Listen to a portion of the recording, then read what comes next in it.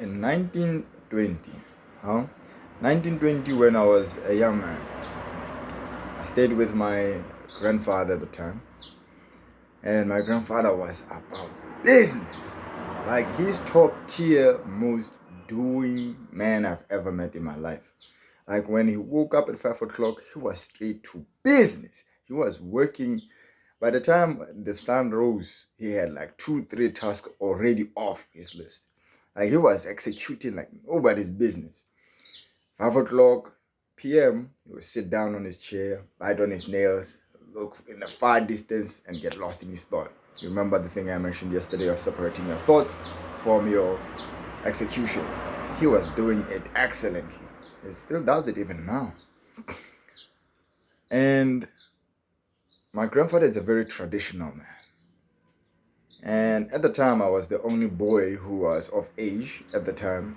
I have many brothers now that are definitely of age, but then by that time they were still too young.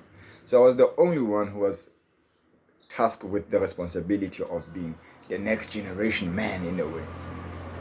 And every morning he would task me to wake up and go check. Early in the morning, 5 o'clock, when he wakes up, I must be up as well.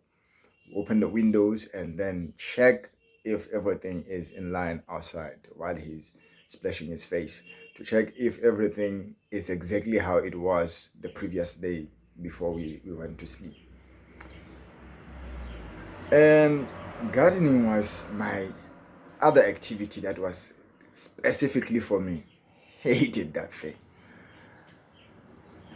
Hated it because there were so many moving parts in it, and it took so long to truly give out the fruit. It took like 3, 4 months before you can really see what you've been working on giving results. I had to go ask for dung, for manure. I had to uh, uh, uh, what is this, spare time? I don't know what it's called in garden. That doesn't sound right. Spare time in the garden, or fix it, make sure that it is plantable. Transport the manure. We live in a very inclined place, so it's not just easy to just run around with wheelbarrows unscathed. Had to transport that and plant the seeds, and then in started the consistent,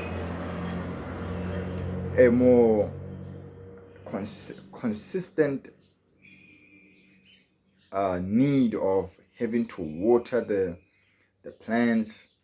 Not the plants, actually, you just water where you put the seeds, because they are done. They are not. They don't just appear overnight, So you had to be there each and every morning after you check how the house is and everything is supposed to be where it's supposed to be. Before you even go to school, this is an everyday thing. You go check if the seedlings are all right. You water them, and then you go to school. The same thing happens over and over and over again until the seeds are out. And then you have to take out the weeds if they come up. And they usually do come up before the seeds or the plants can come up of the probably like 3 times. You have to remove the weeds before you can actually see your plants. You have to be careful as well of the fact that you don't touch your plants while they are this small and they look like weeds themselves. So I hated the whole process at the time, but then when 2, 3 months down the line and everything was up, I enjoyed the fruits, and everyone enjoyed the fruits of my labor. It was an awesome feeling, and it was an awesome time. This goes to say to you that you should not give up on watering your seedlings while they are in their gestation period.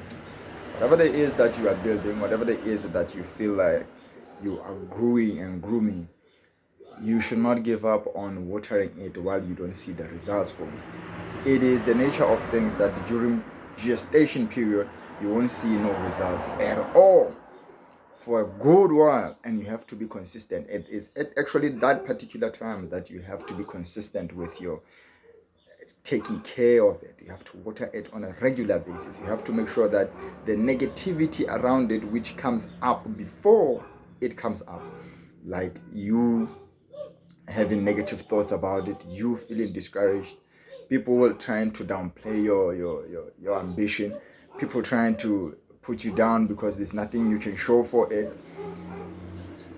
You have to weed those things out. You have to be able to withstand the required effort that is needed for your seedling to come up. So you should not give up while this period is happening. You have to continuously be there for it and be consistent with it. It will come a time where they are big enough that they will no more need your assistance.